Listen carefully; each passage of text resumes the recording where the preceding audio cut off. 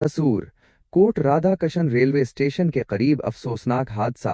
पाक फौज का जवान जाँ बेहक। कसूर के इलाके कोट राधाकृष्ण रेलवे स्टेशन पर पेश आने वाले एक अफसोसनाक हादसे में पाक फौज का एक जवान जाँ बेहक हो गया।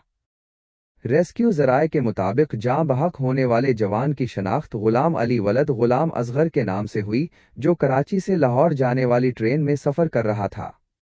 मकामी सहाफ़ी खलीलुर रहमज़ान की बनाई वीडियो के मुताबिक ट्रेन कोट राधाकृष्ण स्टेशन पर थ्रू लाइन पर आर्जी तौर पर रुकी तो शदीद गर्मी के बायस चंद मुसाफिर मुबैना तौर पर पानी लेने के लिए ट्रेन से नीचे उतरे।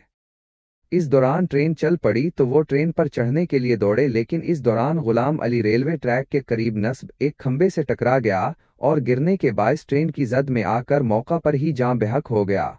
रेस्क्यू टीम ने ज़रूरी कार्रवाई के बाद नाश रेलवे पुलिस के हवाले कर दी, जबकि वाक़े की मज़ीद तहकीकात जारी हैं।